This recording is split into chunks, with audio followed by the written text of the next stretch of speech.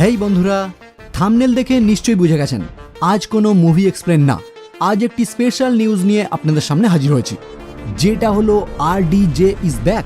মানে Robert Downey junior কি iron man চরিত্রে আবারও ফিরছে। রিসেন্টলি সোশ্যাল মিডিয়াতে এই খবর চারিদিকে ছড়িয়ে পড়েছে, আর ইতিমধ্যেই আমার অনেক বন্ধু আমার বহু ভিডিওতে কমেন্ট করে এটা জানতে চেয়েছে এই খবর কি সত্যি। তো আমি যেহেতু আয়রন ম্যান ফ্যান, তাই ভাবলাম এটা নিয়েই একটু রিসার্চ করা যাক। যদিও আগে থেকেই জানতাম আয়রন ম্যানকে আমরা আবারও মার্ভেল সিনেম্যাটিক ইউনিভার্সে দেখতে চলেছি, কিন্তু রবার্ট ডাউনি জুনিয়রকেই যে আয়রন ম্যান চরিত্রে দেখব এই আশা অনেকদিন আগেই শেষ হয়ে গিয়েছিল। কিন্তু তাহলে হঠাৎ করে এই গুঞ্জনই কেন উঠল? চলুন তাহলে এই ভিডিওতে সেটাই জানার চেষ্টা করব। শুরু করার আগে হেই, আমি Raja and welcome to the Bong Wood. বর্তমানে বিশ্বের সব থেকে বড় মুভি ফ্র্যাঞ্চাইজি মার্ভেল সিনেম্যাটিক ইউনিভার্সের ফ্যান যারা রয়েছেন তারা আশা করি প্রায় সকলেই জানেন আই অ্যাম আয়রন ম্যান। এই ডায়লগের মাধ্যমে শুরু হয়েছিল এই ইউনিভার্সের জার্নি। ভাবছেন কেন এই কথা বললাম? চলুন তাহলে একটু ডিটেলে জানা যাক। মার্ভেল সিনেম্যাটিক ইউনিভার্স বা MCU এর জার্নি 2008 সাল থেকে শুরু হলেও মার্ভেল স্টুডিও জার্নি কিন্তু বহুদিন আগে থেকে। যেমন উদাহরণস্বরূপ আমরা এক্সম্যান সিরিজের কথাই বলতে পারি। এইবার অনেকেই আমার এই কথা শুনে বলতে পারেন, কি ভাই এসব কি বলছেন, এটা তো ফক্সের উপস্থাপনা, তাহলে আপনি মার্ভেল কেন বলছেন?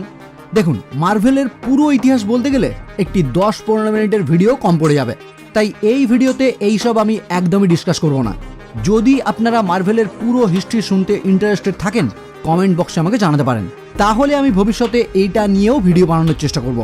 ওকে, তো যেটা বলছিলাম, মার্ভেল স্টুডিওর বহু মুভি ও টেলিভিশন সিরিজ রয়েছে অনেক দিন আগে থেকেই, কিন্তু 2008 সালে তাদের নির্মিত মার্ভেল সিনেম্যাটিক ইউনিভার্সের প্রথম মুভি মুক্তি পায় আয়রন ম্যান হিসাবে। আর তারপর প্রায় 14 বছর পেরিয়ে আজ তাদের মুভির সংখ্যা 30, যেগুলি প্রায় প্রত্যেকটি একটির সাথে আরেকটি ওতপ্রোতভাবে জড়িত এবং প্রত্যেকটি ব্লকবাস্টার হিট। কিন্তু এই সিনেম্যাটিক ইউনিভার্স যে বর্তমানে নাম্বার 1, এর এত জনপ্রিয়তা হওয়ার প্রত্যক্ষভাবে কারণ না হলেও পরোক্ষভাবে কিন্তু আয়রন ম্যানই রয়েছে। কারণ শুধু আমারই মনে হয় না, মার্ভেল সিনেম্যাটিক ইউনিভার্সে এত সুপার হিরো থাকলেও ফ্যান ফলোয়ার্সের দিক থেকে আয়রন ম্যান বাকিদের থেকে অনেক অনেক অনেক এগিয়ে, যে কারণেই আয়রন ম্যান চরিত্রে অভিনয় করার জন্য বাকিদের থেকে অনেক বেশি টাকা চার্জ করতেন রবার্ট ডাউনি জুনিয়র। হয়তো এইটাই একটা কারণ রবার্ট ডাউনি জুনিয়রকে এই ইউনিভার্স থেকে বাদ দেওয়া।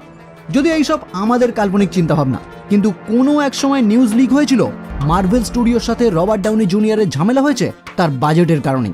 এমনকি ঝামেলা এত দূর গড়িয়েছিল যে রবার্ট ডাউনি জুনিয়র তার অফিসিয়াল টুইটার হ্যান্ডেল থেকে মার্ভেল স্টুডিওকে আনফলো করে দিয়েছিল। আর তারপর বহু ইন্টারভিউতে রবার্ট ডাউনি জুনিয়রকে যখনই জিজ্ঞাসা করা হয়েছে তাকে আমরা মার্ভেল সিনেম্যাটিক ইউনিভার্সে ভবিষ্যতে দেখতে পারি কিনা, তিনি কোনোবার সুকৌশলে এড়িয়ে গেছেন, আবার কোনোবার স্ট্রেট কাট জানিয়ে দিয়েছেন তাকে মার্ভেল সিনেম্যাটিক ইউনিভার্সে আর কোনোদিনই দেখতে পাওয়া যাবে না, যেটার পর তার ফ্যানরা খুবই হতাশ হয়েছিল। কিন্তু এখন তো আমরা সকলেই জানি মার্ভেল সিনেম্যাটিক ইউনিভার্স যে ফেসে দাঁড়িয়ে রয়েছে সেখানের মাল্টিভার্স কনসেপ্ট অনুযায়ী এই ইউনিভার্সে যে কোনো ক্যারেক্টার মারা যাওয়ার পরেও আমরা তাকে যে কোনো টাইমে আবারও দেখতে পারি। কারণ তাদের কনসেপ্ট অনুযায়ী আমরা যতগুলি ক্যারেক্টারের সাথে এখনো পর্যন্ত পরিচিত হয়েছি, এই প্রত্যেকটি ক্যারেক্টারের অগণিত ভেরিয়েন্ট রয়েছে। মানে আয়রন ম্যান শুধু একটাই না, আরও অনেক রয়েছে, কিন্তু সেগুলি আলাদা আলাদা ইউনিভার্সের। আর এই তথ্যের উপর ভিত্তি করেই doctor strange in the multiverse of madness মুভিতে আয়রন ম্যানকে দেখা যেতে পারে বলে গুঞ্জন উঠেছিল। আর এই নিউজটি পুরোটাই সত্যি ছিল, যেখানে আমরা আয়রন ম্যান চরিত্রে হলিউডের বিখ্যাত অভিনেতা টম ক্রুজকে দেখতে পেতাম। কিন্তু দুর্ভাগ্যের বিষয়, ওই টাইমে টম ক্রুজের শুটিং শিডিউল ফাঁকা না থাকায় তাকে আমরা ওই মুভিতে দেখতে পাইনি। কিন্তু পরবর্তী প্রজেক্টের জন্য মার্ভেল তো আগে থেকেই তার সাথে কথাবার্তা চালাবে, এটা তো আশাই করা যায়। কারণ অ্যাভেঞ্জার্স সিক্রেট ওয়ারে আয়রন ম্যানকে আমরা অবশ্যই দেখছি। এইবার প্রশ্ন হলো, সেটা কি তাহলে রবার্ট ডাউনি জুনিয়র না? টুইস্ট এখানে, রিসেন্টলি একটি ইন্টারভিউতে রবার্ট ডাউনি জুনিয়রকে আবারও একই প্রশ্ন করা হলে তিনি জানান যে কোনো কিছু হতে পারে, মানে মার্ভেল সিনেম্যাটিক ইউনিভার্সে আবারও তাকে দেখা যেতে পারে। এমনকি রিসেন্টলি ইন্ডাস্ট্রি ইনসাইডারদের থেকে খবর পাওয়া গেছে রবার্ট ডাউনি জুনিয়রকে আয়রন ম্যান হিসাবে আমরা খুব তাড়াতাড়ি দেখতে চলেছি।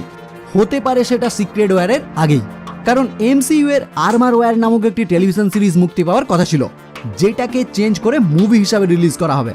আর এই নিউজ পাওয়ার পর থেকেই অনেকেই ভাবতে শুরু করেছিল কেন টেলিভিশন সিরিজ থেকে মুভিতে কনভার্ট করা হলো, তাহলে কি এখানে বড় কিছু হতে চলেছে? মানে এখানেই কি আয়রন ম্যান ব্যাকের কোনো নিউজ আমরা পেতে চলেছি? হতে পারে সেটাই।